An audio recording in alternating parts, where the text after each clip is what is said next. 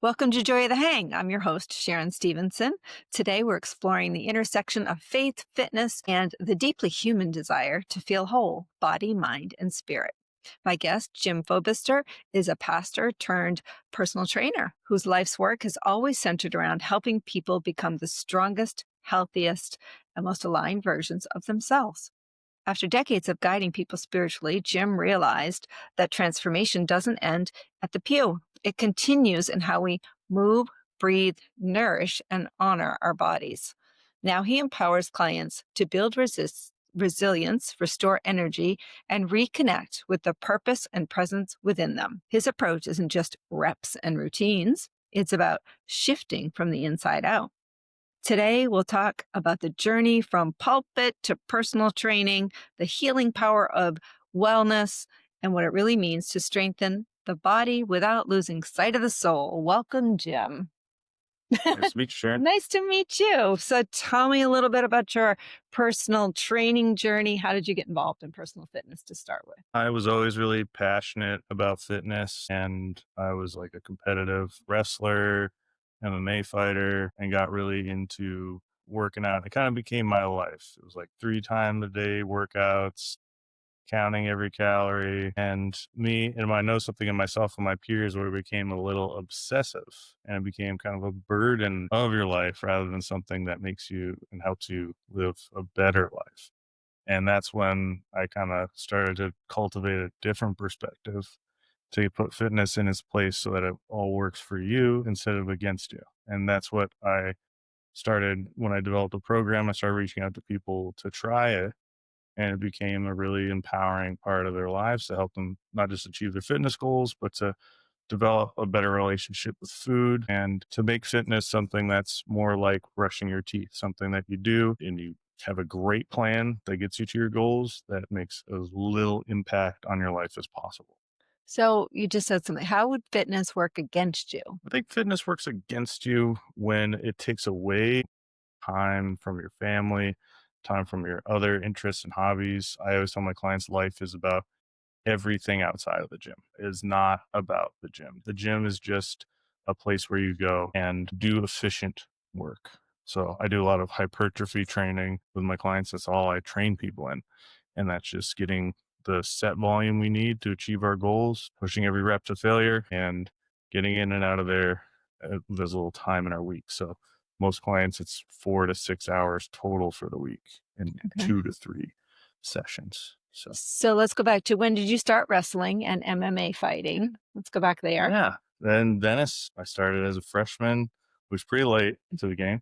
In You know, college? that was high school. High school, And okay. then wrestling seemed too terrifying to me. Everybody would drop out of college completely that I knew that got into college wrestling. It was very intense. Okay. So I just decided to kick people in the head instead. So Wait, how tall are you? 6'2".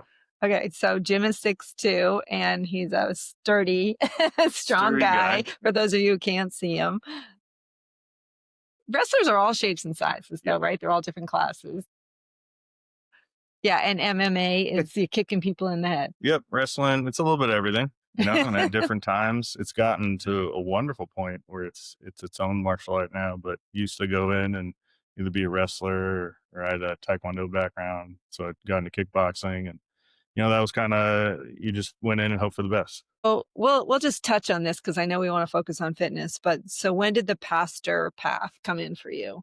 That was in high school. I got really involved with the local food distribution ministry. So like homeless people would come and we'd feed them, or families that were struggling with feeding them. That was something that I really enjoyed doing. And I'd play like music with the band to try to raise everybody's spirits. And it was something where I felt like I wanted to just be a part of.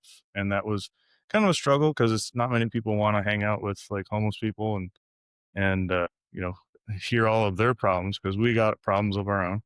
So it was just something that I really enjoyed participating in. Just like I feel like in today, I feel like if you cultivate compassion for others, it helps you take the focus off of yourself because our lives tend to be incredibly self-centered, like us and our desires, and having a little bit of a third perspective and awareness of everybody else in the world and kind of your place in it can kind of help those frustrations seem as small as they are and can kind of dissipate. And something with my weight loss clients is trying to not just say, don't eat a cheeseburger, but kind of say, well, why do you want to eat a cheeseburger at midnight? Why do you want to have a bowl of ice cream every night before bed? Like, where is that coming from? And trying to turn hunger into an opportunity to put good things in our body rather than a never ending battle of willpower, which Mm. you'll eventually lose. Okay, well, that's something we need to explore too. So I'm interested. This episode, first of all, will air right around the new year. So this is Great. great timing for Yeah. all of you who are making New Year's resolutions to lose weight. And many of us do. So talk to that person who might be listening that wants to make that resolution. What's the first step? The first step is you have the desire and the motivation to take control of your life. And where the mistake's going to happen is to view it so episodically. Like I have a goal of 10 pounds lose, I want to lose 10 pounds. A better goal would be to have a better relationship with food itself. Because whatever stage of life you're in, that 10 pounds is going to come and it's going to go. But if you just challenge yourself on how you relate to food, where it's something that gives you a better life, gives you energy, can build a stronger, better body, and love the food that loves you back. So I encourage my clients to eat when they're hungry, sleep when they're tired, and that's asking a lot. So if you have a problem with food and you need to lose 20, 30, 40 pounds, and then you tell yourself, well, I'm going to take this away. It's kind of like asking a smoker to quit smoking Right. and just take their cigarettes away in a world filled with cigarettes. You know, it's like a Right. food is everywhere. And it's just about challenging yourself to put food in its appropriate place. So a meal is about who you have it with, not what you have. You know, it's about what do I need to have a better day where the focus is beyond the meal and say, oh, I want to have time to take my dog for a walk around the park. I'm not that hungry in the morning. Maybe breakfast is snack size, like a grapefruit or some egg whites, something quick and easy. And then maybe you work all day. Maybe lunch is something you need to plan ahead for. And for me, I'm traveling around training people all day. So I just grab a protein shake, protein chips, and a protein bar. And that doesn't need refrigerated. I just kind of go around and eat when I'm hungry. I'm hungry, I'm going to eat this. And then dinner is, I love to cook. So I usually cook a nice, healthy dinner. My girlfriend, she's a bodybuilder. So it usually has to be pretty healthy. Yeah. So a lot of turkey and rice or like okra and some fish. It's just something that we enjoy and we enjoy each other's company over the food itself. So, So a lot of people will start this weight loss journey. And first of all, it sounds to me like you are not just a personal trainer, you also talk about nutrition and putting those two pieces together. yes, that's where I could see the unity of the thing because for our weight loss, the training isn't the tool, the diet, the restriction is the tool. And how do we get there? What I think is really interesting is you hear a lot of in the fitness sphere, a million different opinions and a billion different opinions on different foods. And it all kind of boils down to meals that look relatively the same, regardless of whether you have this belief that you need to eat low carbs or fat or 1,000 calorie restriction or whatnot. It all ends up kind of looking like a piece of grilled chicken, some rice, and some vegetables, or, you know, a piece of lean ground beef and some potatoes and some vegetables. It's all very, very similar in the end. Yeah. So I think why don't we start there? And that's why I use the FIST method a lot. I don't know if you've talked about that on your show. I haven't, but I know what it is. So why don't you Yeah. share that with our listeners?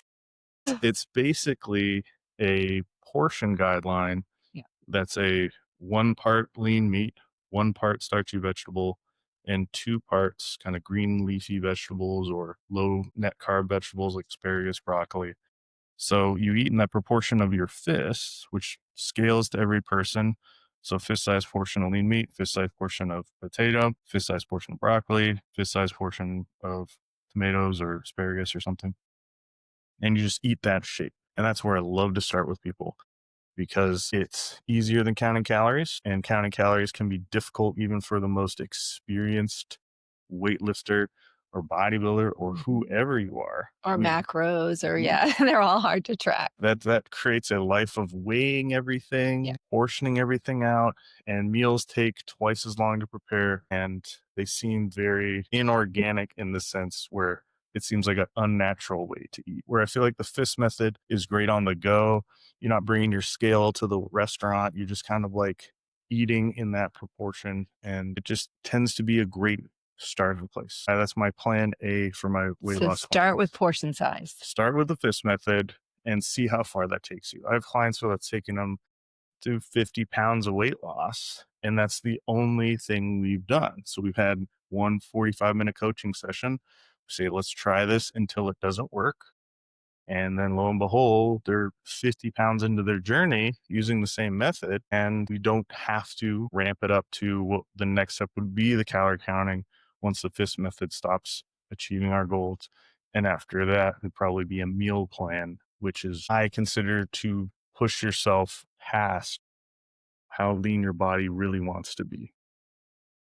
From what you've seen, what is the barrier to making sustainable change? For example, a lot of people will start January 1, they will head to the gym, they will start to eat right. By February 1, everything is falling apart and they're back to their old routines. What is the barrier for success and how can people create a sustainable diet plan?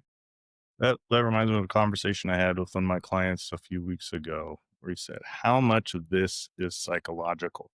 And I said, 100% of it is psychological. This is, I think, having a perspective where you see your problem or the problem with food as being a short term goal is probably where you're going to end up in that yo yo dieting cycle where you try something that works for a little bit and then it doesn't. And I think that it's a great opportunity to take that motivation to add a perspective in your life that leads to the life you want to live. Because I think that's what's a good, if we look at successful parts of our lives, there was a time where we changed our perspective and changed our approach and tried something, tried several things, and something ended up working because it slipped into our lives pretty seamlessly, was sustainable, and had great results. So I think that I would encourage a lot of people to just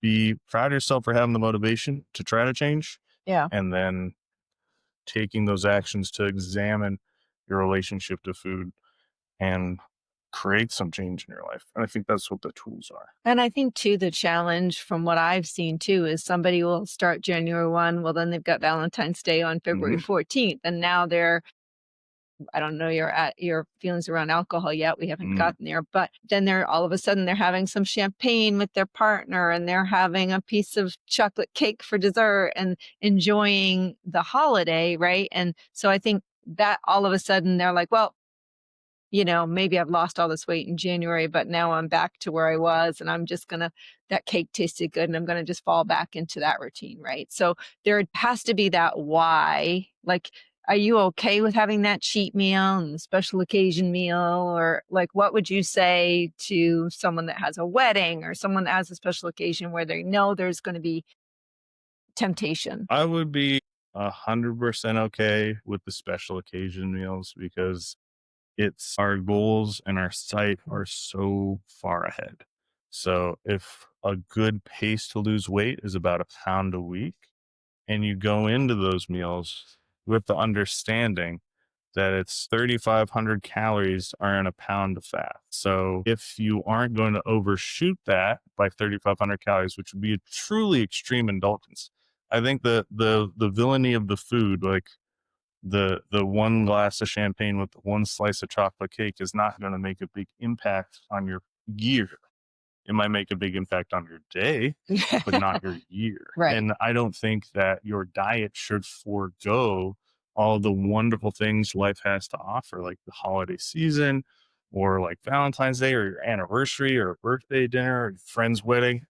Like I would put zero amount of stress into worrying about those things because you have time. And that's what I try to encourage my weight loss clients with is the time that they have, that time frame. Because if you have uh, a week to lose 10 pounds, that's a recipe for disaster.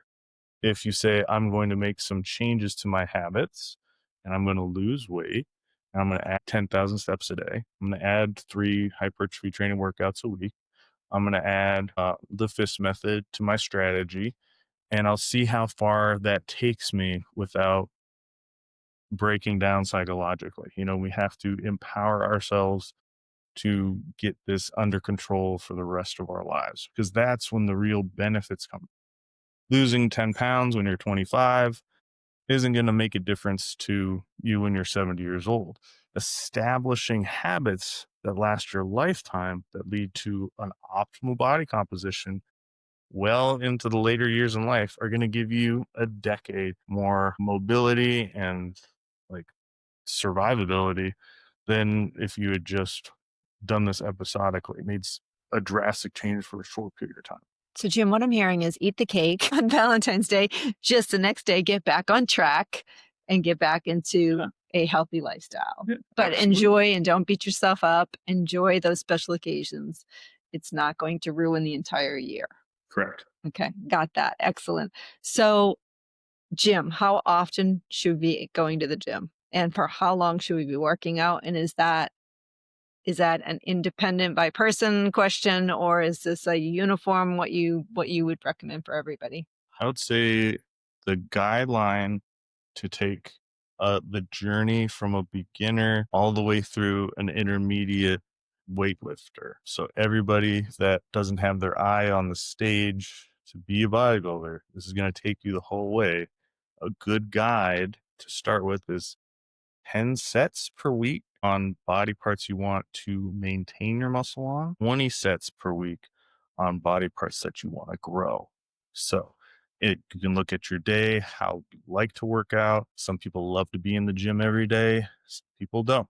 So if you are like me, where I would love to work out 2 to 3 times a week, that's my MO. And I do a full body program with lots of compound movements to target a lot of muscles. So I get a full set on my prime mover.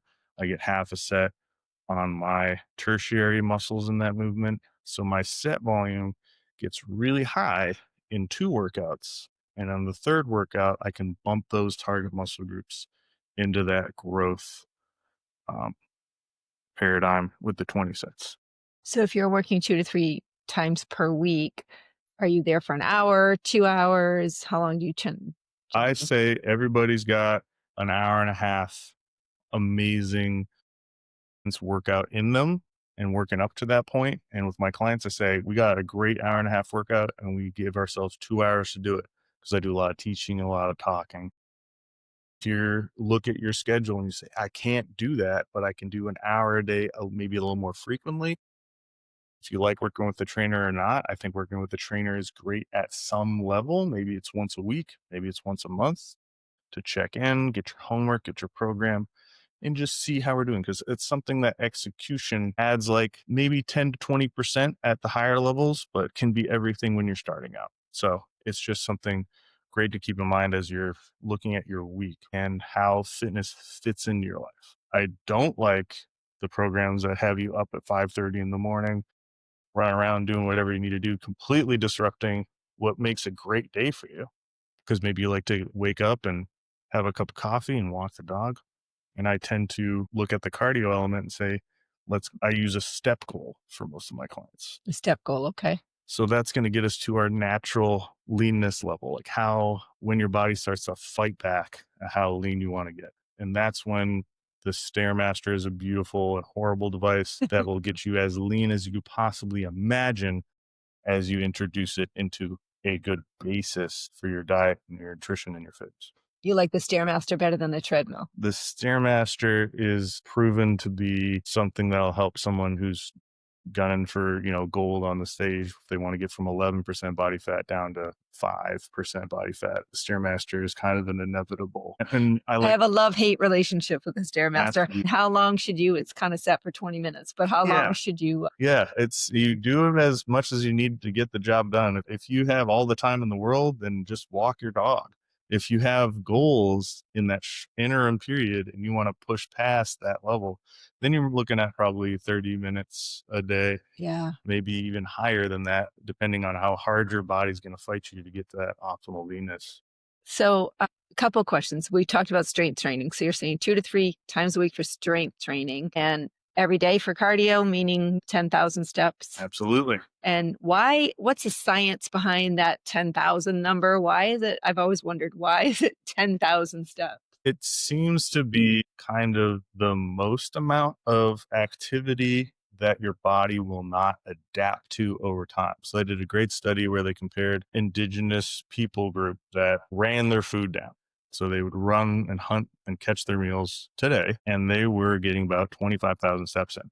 And they compared it to the 8,000 step American counterparts, that would be a much easier life. And they found the men in both of those situations burned about 2,500 calories a day, and the women burned about 1,800 calories a day in both groups. So, what happened is that we as a species grew up running our food down. And in order to survive, our body adapts to our exercise. And how that applies to us is the episodic version of cardio, where we go and we add in a 3 mile run 3 times a week. Our body tends to adapt to that level of exercise and also compensate for the rest of the day. You go for 3 mile run in the morning, maybe you walk your dog a quarter mile instead of a mile later. You tend to compensate. You shake your leg a little less, you're less motivated to do the dishes, play frisbee with the kids. It's just something where I think that those are great things to do once you've established your fitness routine and gotten your baseline step habits in. Because I feel like steps also goes more with my teaching method of incorporating fitness into your life to occupy the least amount of bandwidth is something you can do pretty seamlessly. Okay, so we're doing 10,000 steps every day. Is this to lose weight or are we now in maintenance phase? Are we in a weight loss?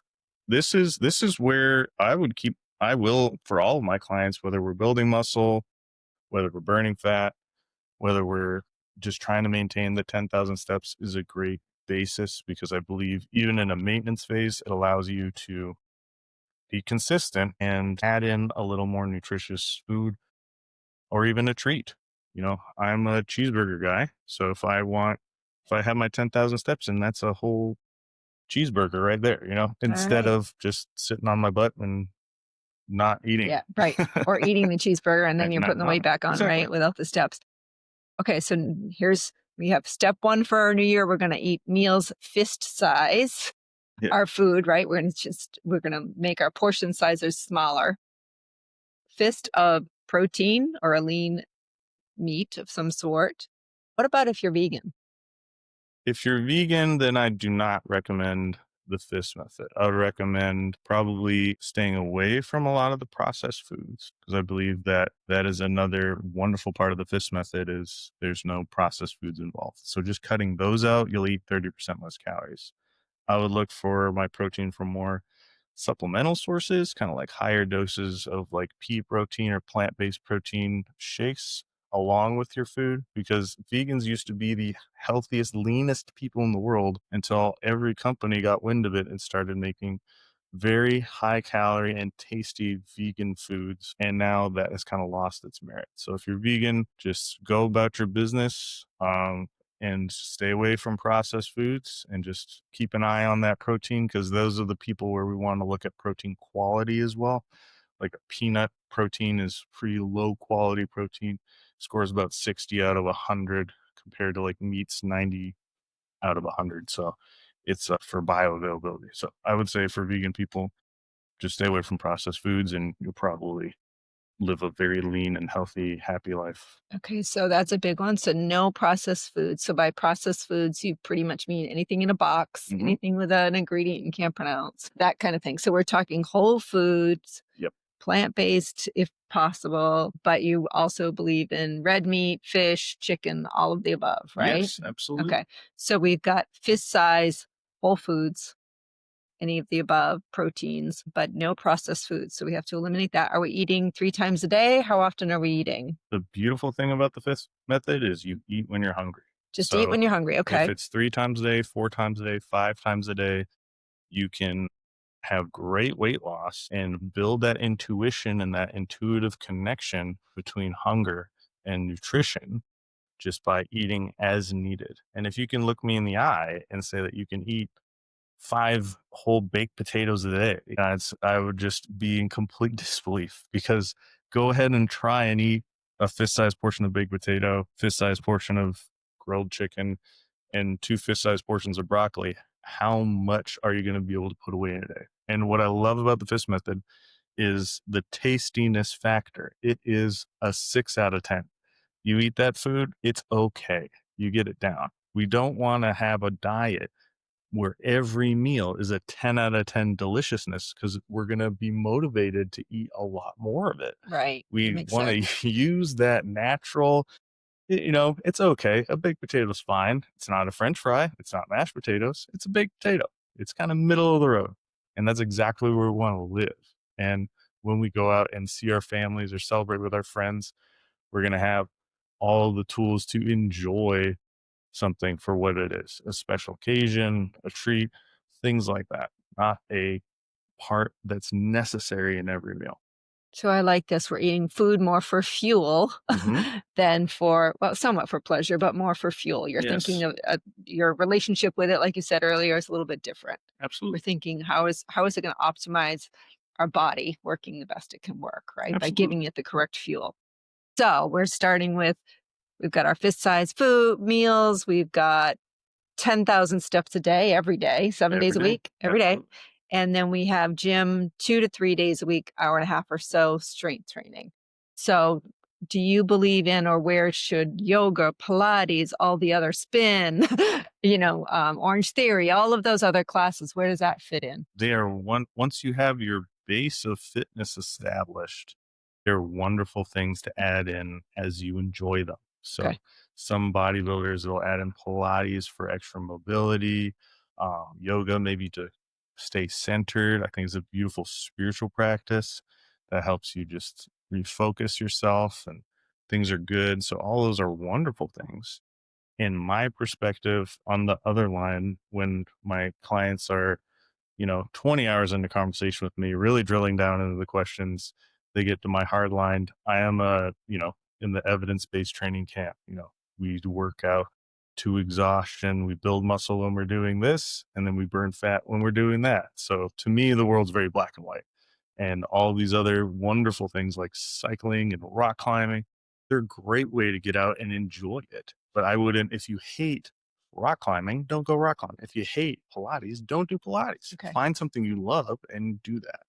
All right. So another question. I did bodybuilding too. I've been in 5 different shows. Congratulations. It's Thank you. I an started my achievement. first one when I was 50, so you're never too late to start. But there was a lot of confusion and it was difficult for me. It was difficult for me to build muscle, and I learned that a lot of people are using enhanced drugs to enhance muscle mass. So, what is your thought on that? And so, when I was in Maine, that's where I'm from, we're meeting for the first time. I did my first 4 shows in, it was called the OCB division, and that was an all natural division. So there was no drugs allowed, and if you won, you were actually drug tested. We had to do a lie detector test before the shows. When I moved to Florida, I competed in NPC, and then learned that a lot of the women were using enhancement drugs. Yes. So I that was my one and only show here because I don't agree with that with that procedure. And but the problem is you're standing on stage next to someone who does. Are you Yes. familiar with this? Like, what is your Absolutely. okay, Very so familiar with that. It is very frustrating for a natural competitor to go up on stage and to have someone who is potentially sacrificing years off their life doing dangerous drugs that'll alter their voice, alter their composition of their body for a plastic trophy. We're supposed to have fun with it. And yeah, my fitness goal for my clients is 2 things. One is to have a better relationship with food, and the other is to look in the mirror and be proud of the person staring back at you. And I think enhancements like steroids or whatever it is that they're doing that are potentially detrimental to your body, not necessarily your that's giving you the success, kind of go against that philosophy. And I would recommend for people interested in the sport of bodybuilding to focus on like great organizations and maybe travel to those shows to do something where they're competing against other natural people. Well, let's go back to the everyday person who's not competing in bodybuilding shows. So, what are your thoughts on Zempic and trizepatide and all the new weight loss drugs that are coming out, Wegovy? So, do you use those as a tool in your? I think you mentioned before we started talking that you had a client who was maybe over 400 pounds. If he wanted to be put on a weight loss drug as a tool to help with his weight loss journey? How do you use that in personal training? I would put that firmly in the plan B category. Okay. So I think plan A is let's see how far we can go, focusing on our mindset, focusing on building habits, because those are lifelong things that we have been doing since the beginning of weight loss. Like Ozempic hasn't always been around. So you don't necessarily need it. What I like and what I don't like about it is Ozempic's a great illustration on how people get out of shape in the first place, because you can put all of my weight loss clients, all people struggling with their weight, are on a scale of conscientiousness. So, how conscious they are of what they're doing and the foods they're picking, versus food drive. How much do you fantasize about food? How much do you eat when you sit down to eat? How hungry you are throughout the day? And if you get a good assessment of that without ever looking at the person, you could usually tell if they're going to be bigger or smaller. That's okay. So, the conscientiousness we can work on through coaching, and the food drive might be a struggle for people. So if they really never get a handle on their food drive, and that's something that hamstrings them and delays them every step of the way, then I would say that Ozempic might be a great tool because it really stomps on that food drive for people.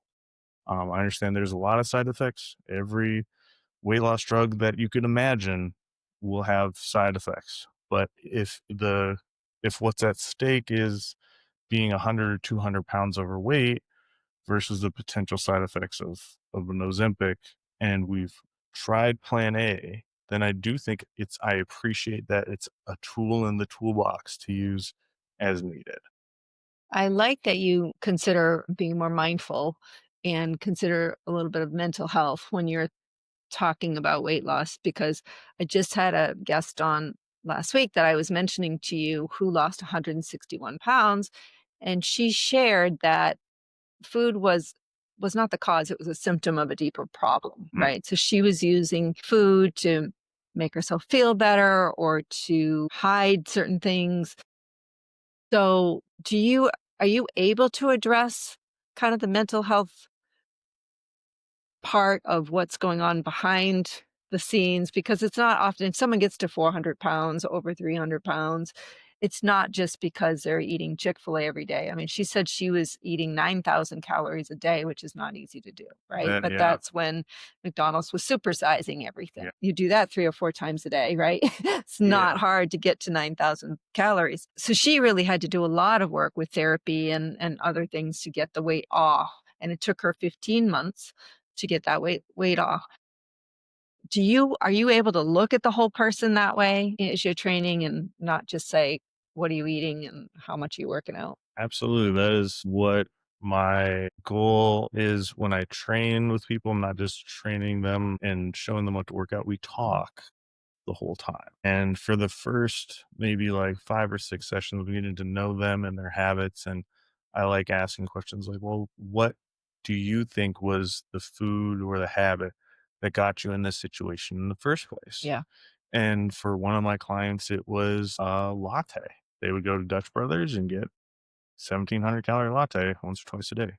And if you do the math, if you do that twice a day for a year, that is over 100 pounds you can gain just by doing the latte. So if you just do the one 1,500-calorie latte a day for a year, it's about 100 pounds even of what you could potentially get. For some people, it's their work-life balance and they're constantly going out for fast food. For other people, it's portions, so they order a pizza because they want a pizza.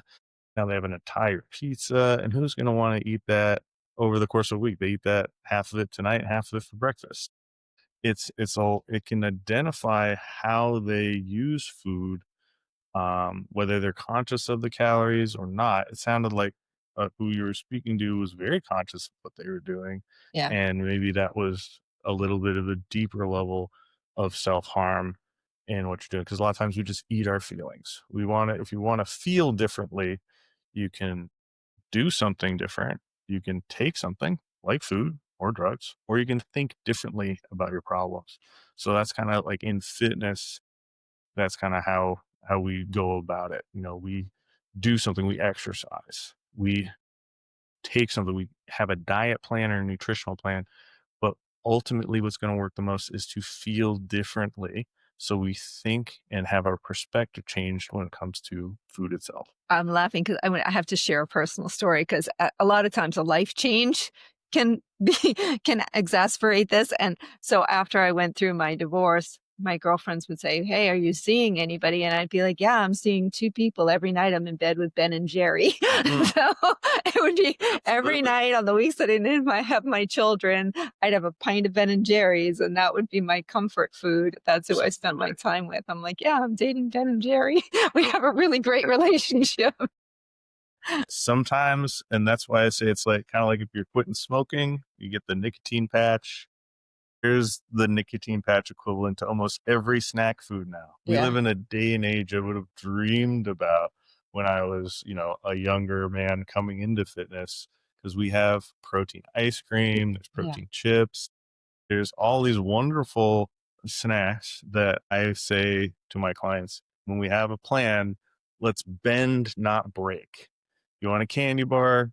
Find a protein bar you love. You want a bag of chips? Eat some protein chips. And I have my Ninja Cremini, and I think I've encouraged over 30 people have purchased this device. So What is it's it? like Tell us what it is. you basically make a protein shake, you Uh-huh. add a little scoop of Jello instant pudding mix, maybe some vanilla extract, throw it in the freezer. You slap it in the next day, and it whips it up into something very similar to ice cream. So Ooh, that sounds good. A that, ninja cremini? yeah, it's a Like the great tool. mushroom cremini? Exactly like that, but Okay. a different application of the word. I'd say they're Oh, cognates in that way. all right. That's pretty cool. So how much protein should we be getting a day? I've heard of no, 1 per pound? One, yeah, Or gram per pound. that is a wonderful guideline that I think works for most people. And I would say you want to be a little more intuitive as you get going. So, am I still sore after I do my hypertrophy training for more than a day? When I get to my next workout, am I still like sore to the touch after 2 days? Then I would say your protein's a little low. I like to start people at 0.7 grams per pound of body weight, or if they're very overweight, if you find yourself, um, a little, you might think that's a little too much protein. When you look at the number on the page, you could also do a gram per centimeter of height. So somewhere between those 2 points, you just want to eat enough protein so you're not sore too much Okay, the next day. I just learned something because I have been so sore after my workouts Hmm. lately, and I'm not going heavy or anything. So, but I can barely stand up from a chair without my lower back hurting. Okay. So, and maybe it is protein. I would very I'm much probably not getting recommend. and water. I'm probably not. How much water should we be drinking a day? That's Oh, always. Do we have to drink the gallon? I would say yes. Okay, so we're still at that. That's been around for a long time. Drink a Yeah. gallon of water a day, and not most of us aren't getting enough water, Yeah. And I right? think well, that's a good point to kind of look at all of the new fitness information we have coming in at us. Some of my clients, they say they like to keep me around because I can filter all that information for them. But on top of me saying, but I've given you all of the tools and the knowledge to do it yourself. Nothing is going to be a drastic revolutionary change. It's not like if you eat a potato and then a pineapple and then you have your chicken, you're going to lose 100 pounds. It's slow incremental change. So diet, sleep, and exercise are going to be 95% of our results. So my clients come to me with some tertiary questions like, oh, what about, guava paste or green coffee beans or whatever? I said, well, we're talking about the 5% right now. Is this worth it to you to try to get a 5% extra effect on your program. And they think for a minute and they say, oh, yeah, it's worth trying. Or no, it's $100 a month. I don't want to Yeah. do that for 5%. So if your diet is great and your fitness plan is great and you're sleeping a beautiful sound 8 hours a night, that's 95% of the situation, and everything is going to be successful. And there's millions of people out there that would love to sell you that extra 5%, whatever they can. I would say just keep that in mind. Maybe it's worth it for you psychologically more than that. So, like pre workout for a lot of young people is something that they feel is gets them into the gym and gets them working out. Wonderful. If it works for you in that way, I think it's worth it. But The pre-workout BCAAs, is that what you're talking yeah, about? some people just grab the most dangerous looking package of mysterious supplements, drink it before they go to work out, and they feel like an animal in the gym. Yeah. Great. Good for you. It takes a lot to go in and being an animal in the gym, and to do that just raw, it may be a few years of practice, but whatever gets you there. Do you use intermittent fasting in your programs? I think it's a great concept and tool and a fancy name for skipping breakfast. And I think better than intermittent fasting is looking at the eating window. That's a good concept. And starting that eating window when you're hungry. Because most of my clients, and myself in particular, I wake up and I want a cup of coffee. And then I go for a walk. And then I got a client. And I'm going to grab a grapefruit or a protein bar on the way out because I'm not hungry in the morning. And then I start my eating window a little later, and that gives me a little more grace room to have a little more luxurious dinner or maybe a snack later. But I'd say, as far as everything we know from intermittent fasting, that's probably the best application. So I work out in the morning, most mornings, and should I be eating a breakfast of carbs or protein before I go to the gym? Or I'm like you, I have to have my coffee first thing when I wake up, black, no cream, no Absolutely. sugar, black coffee. But I'm often not hungry. But should I have something in my stomach anyway before I go do a workout? For you in that instance, I would say no, because the important thing is to just not be hungry. So they've done a huge amount of studies and information. And when I was coming up, it was if you're not eating 60 grams of steel cut oats and waxy maize before your gym workout, why even bother? Right. If you have particularly long workouts and good, like you said, you have a bodybuilding background, what I would do is be grab a Gatorade. I know everyone hates the dyes and the food dyes, but something in that higher sugar content. So when you're working out, you can drink that and maybe have a little bit more explosive energy when you're Okay. working out. Or Because something with electrolytes, or is it the sugar? it's the sugar. The sugar hits your Uh-huh. bloodstream at 30 calories per minute versus a complex carbs 3 calories a minute. So you can really put some gasoline into your muscles when you're hitting those squats or those deadlifts or the bench press, whatever it is that you're focusing on. You can have a little more explosive power available to you rather than trying to time a complicated pre-protein, pre-workout, high protein or high carb meal. So It's just you're saying bring Gatorade to the gym in my case versus water. you should be drinking a lot of water, and the Gatorade. I would work out. You don't have to be like a lot of bodybuilders today. They'll bring two protein shakes and a Gatorade Yeah. and sip on a combination of them as they work out. I think just drink your water. And if you feel like, oh, I'm drained, have a little bit of Gatorade to kind of get you that quick sugar back up. And so you can go back to being a ferocious animal. Now, this isn't advice for everybody. This is advice I would give to someone who's intermediate to advanced. Right. And that's another great way to filter all the fitness information is, does this apply to me? So many people want to get information that's great for bodybuilders and say, I'm a bodybuilder. It's like, no, you're not. You started working out a year ago. It's like, Right. the information of, do you have this tenacity and this ability to exert your muscles in a way that truly exhausts your body and the glycogen stored within your muscle, and you're dying trying to keep up with your own workout? Those are the people I'm saying have some Gatorade in the middle of it. If you're just starting out, just drink some water, try to get that intensity up, try to get that tenacity in the gym in every set, pushing to failure, good full 2 second symmetrical rep, get that full range of motion, and it's a wonderful thing. Okay, I really want to talk to that listener who is overweight. And okay, let's take a female, for example. I'll never forget the first time I walked into a gym. It's very intimidating. So let's talk to that mom that maybe hasn't been taking great care of herself. She's put on an extra 100 pounds or so. She wants to take it off, take better care of herself, but she doesn't want to go into a gym setting because she's so intimidated. So, how should she start? The woman that I interviewed last week said she just started with a video on her TV, went into YouTube, and started dancing for 30 minutes and just moving her body. Is that a good place for a lot of people to start that are feeling like I can't get myself in there yet, but I definitely want to take better care of myself? Yes. I always say something is better than nothing. So when it comes to starting your journey and the gym is an intimidating and scary place, then just focus on your diet and your steps. If what you want to do is some cardio, they have like walking pads on Amazon for $90 if you have lots of kids around and can't get it out of the house. But eventually, and I would say within the 2 months. Give yourself 2 months to adjust to this new mindset where your desire to be in great shape and mobile for the rest of your life outweighs the anxiety of what you imagine the gym to be, because you just need to give yourself time to grow.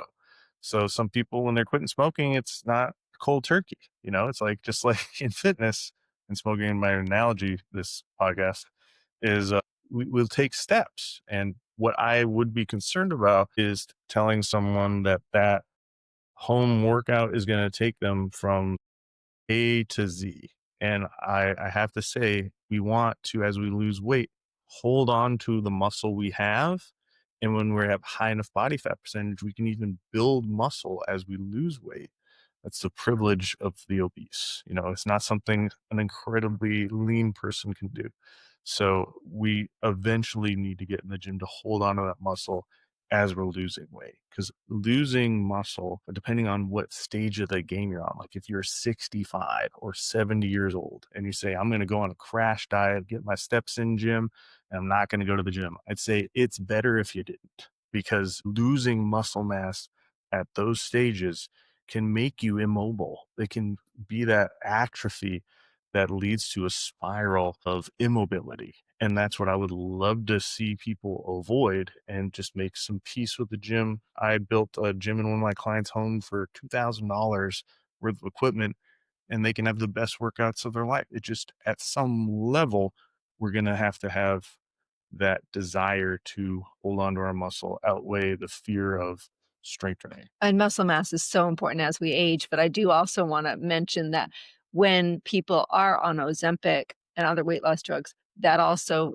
reduces their muscle mass. Huh. So it's a big side effect of those weight loss drugs. So if you are on those drugs, you have to make sure you're doing strength training to keep that muscle mass, Yeah, right? I You've would heard the say, saying. yeah, I Yeah, would say strength yeah, training as soon as you can get yourself into it. yeah, And for people on Ozempic, if you're listening, is a temporary thing. That is right. not a lifetime thing. So there may be, it gives you a chance to get a hold of your life, get in control of yourself, and get control of your diet and your relationship to food while having that lower food drive. Yeah. Because that's all it does. We can raise our conscientiousness up and be consistently making healthier choices. And then our food drive, like with the FIST method, isn't as impactful.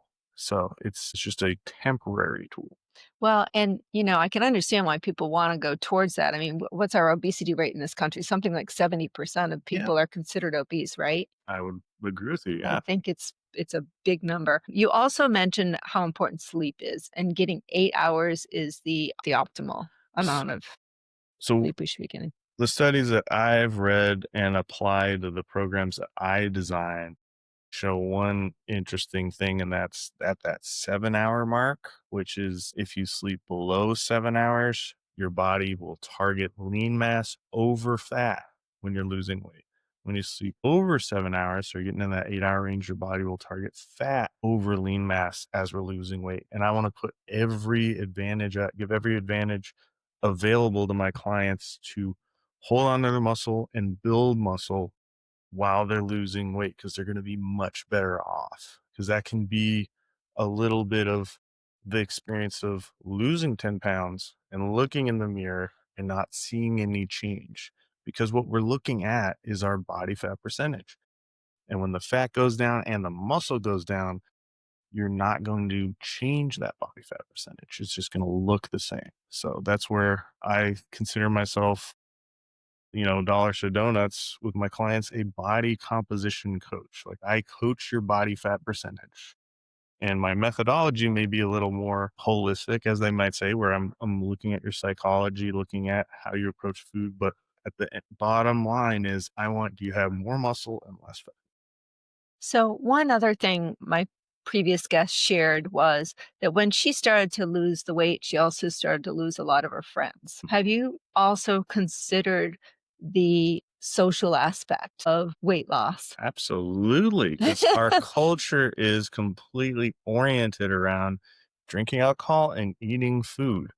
And if that is the thing that my clients struggle with the most is cutting back on drinking alcohol, because we would go out, my friends would go out and have 10 drinks and tell me about it, but they would never go out and have 3 cheeseburgers.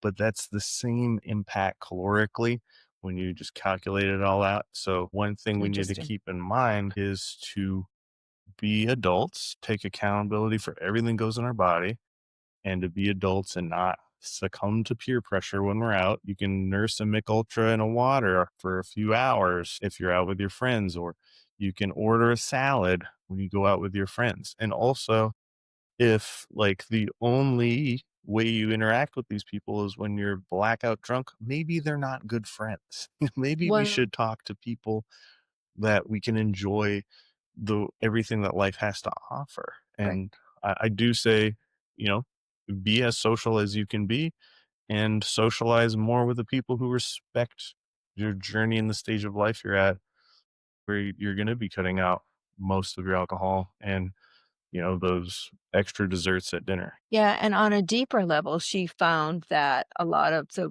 female friends that she had started noticing because she was choosing to take better care of herself and starting to look better and carry herself more confidently, that they didn't want to be around her because they started thinking she thought she was better than them because they hadn't made that same choice. So that was an interesting, she goes, it surprised me the reaction I got from other people who wanted to continue eating the supersize and the cheeseburgers, that the reflection, right? So we're reflected by the people we hang around with, right? So that reflection was, here's this person who's choosing not to go to those places anymore. And she would say, I can't go to Wingstop, for example. I used to go get wings a lot. And she said, well, I can't go there because I'm not strong enough Mhm. yet to not be tempted by the food, and I'll sit there and eat wings with you. So she would have to make choices that were in her best interest, and therefore a lot of her friends who wanted to continue to go to the Wingstop or whatever, they stopped calling her. Does that make sense? That does make sense. So I And don't know if you've noticed that. yeah, having a relationship based solely on wings is it Yeah, a fact of life there you sometimes? go. I would hope that the relationships that are deeper than your vices are plentiful and you can focus on those, because it's Yeah, the same thing with people struggling with drug addiction. Say, man, I'm going to have to stop hanging around with all these drug dealers. Like, right. absolutely. So I know that if you would put the energy and effort into to talk to the people, clarify your position, that there's lots of other things you guys could do. And if the relationship to them isn't more than eating wings with you, then Yeah. maybe that's not a good relationship. It is often hard though, because I remember when I was doing the bodybuilding shows, I gave up alcohol completely and also wasn't, I gave up sugar, I gave up a lot of things.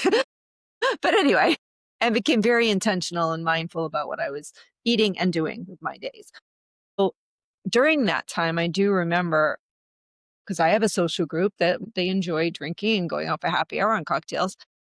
I remember a lot of the, "Why aren't you drinking? Why can't you have a glass of champagne with us?" I remember a lot of the judgment and the questions, and did it was almost as though it made them uncomfortable. Well, it didn't make me uncomfortable. I didn't mind getting a club soda instead of, because that was a commitment I had made to myself. So it wasn't making me uncomfortable, but it was definitely making a lot of people around me uncomfortable.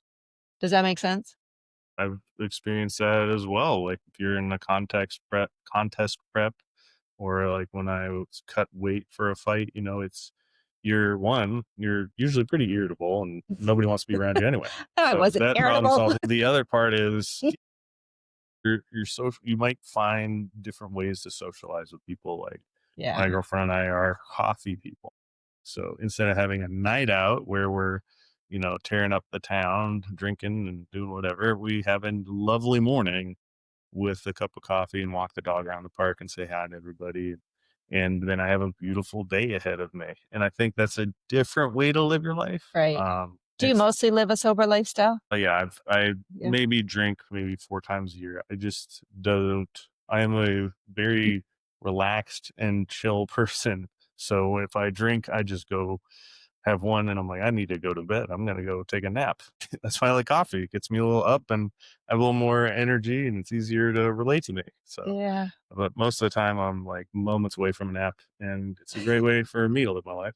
How do you feel about naps? I love Do you do a 20-minute power nap or them. is it You can take naps. So I I think love my naps. yeah, if you have a hard time sleeping throughout the night, then planning for to make up that sleep later on is a perfectly acceptable approach to your sleep. And I think that people really misunderstand how um, different people's sleep needs are and how difficult it can be for some people. Maybe they have small children, or maybe they have bad sleep compatibility with their partner and they get kicked out of bed in the middle of the night.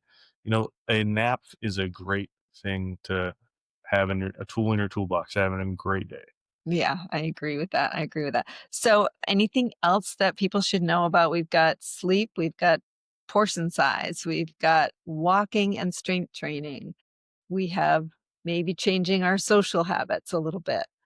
Anything else? My wish for people is that they don't give up on themselves. So Okay. I would say to the people who are making New Year's resolutions, that is a great excuse to try again.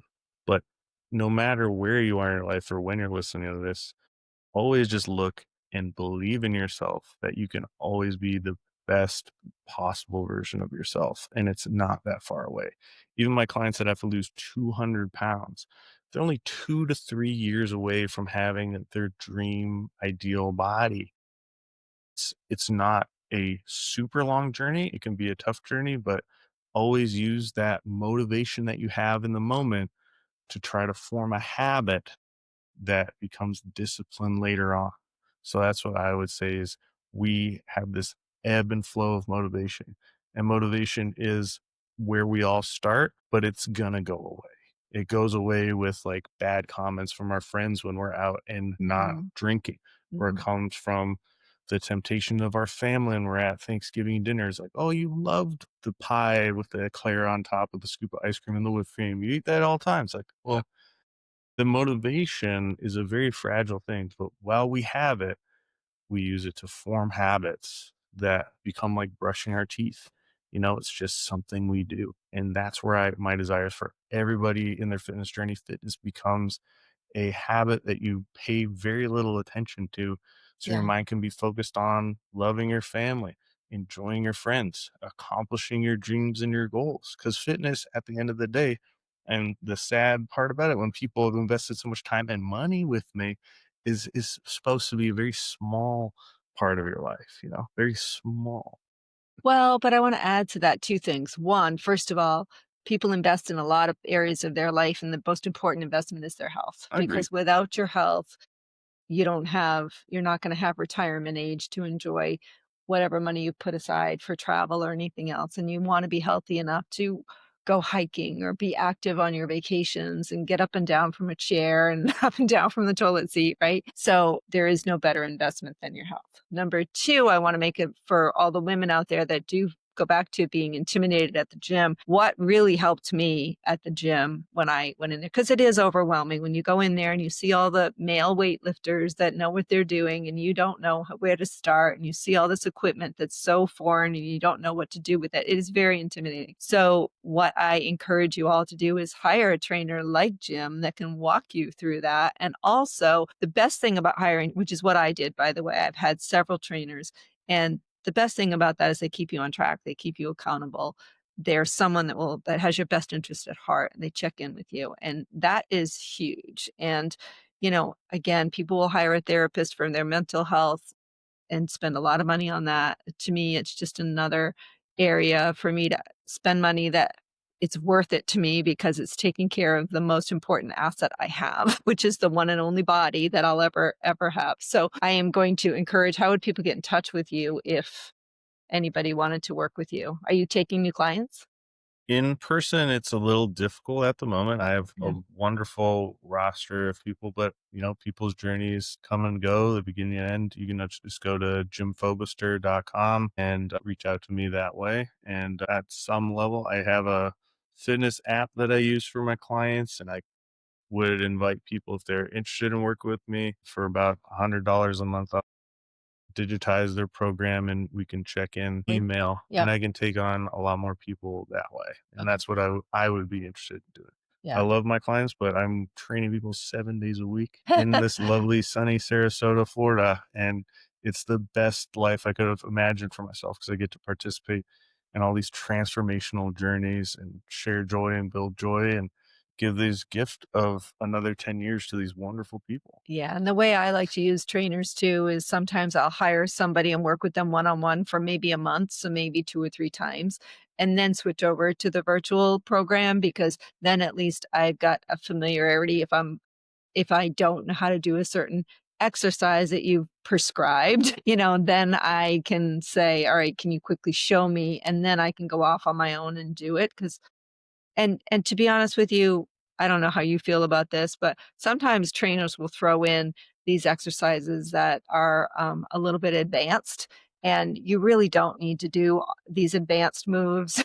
You can do some pretty simple bicep curls. You can do a few squats. You can do some lunges. I think you can Yeah. get a long way with the basics, Yeah, when I'm right? training people in gym, we see a lot of what I call like personal trainer bait because it's exercise you can't possibly do on your own. It- And it just seems like they make fitness sound so complicated that you could never imagine being without them.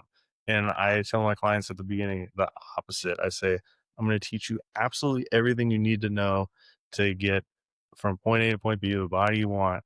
And the only reason why you're going to keep me around is because you like me. And that's how it's worked. And I've had a very impressive retention rate for long-term clients because we do enjoy our time together.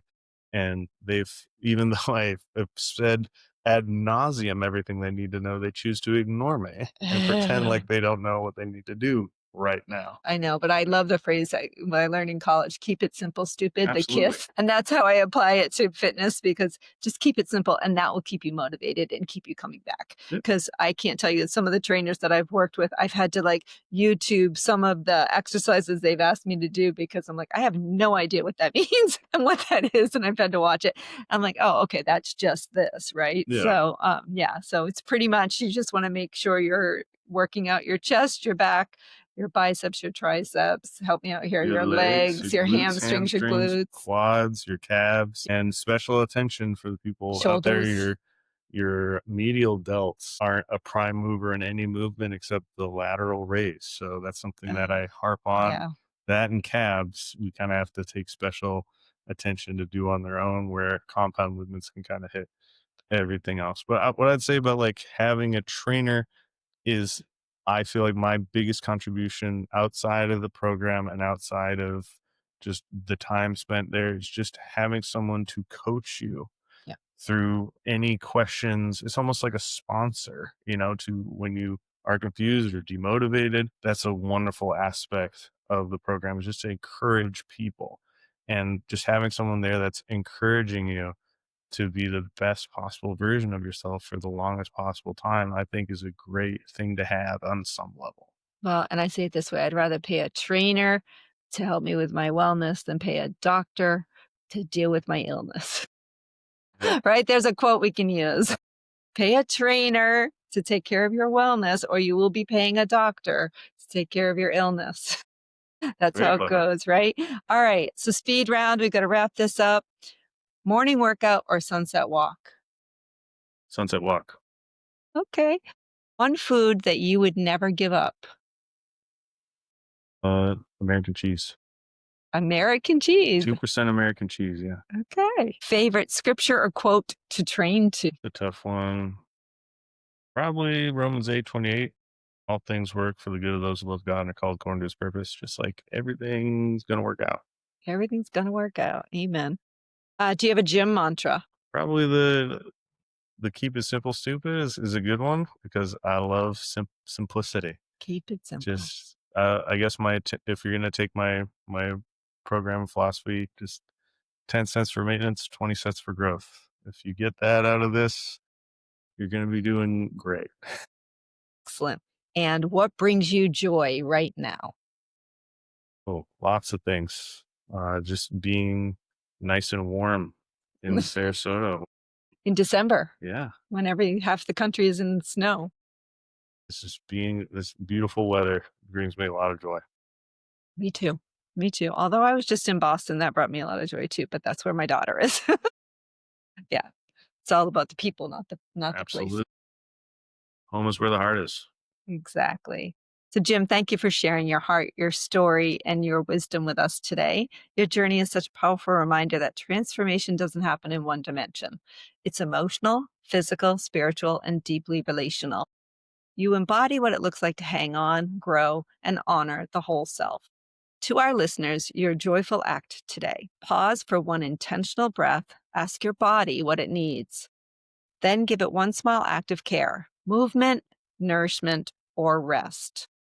If you love this conversation, be sure to follow Joy of the Hang on Apple, Spotify, YouTube, or wherever you listen to your favorite podcasts. And share this episode with a friend who's on their own transformational journey. Thanks again, Jim, for being with us today. Great to be sharing. Thanks.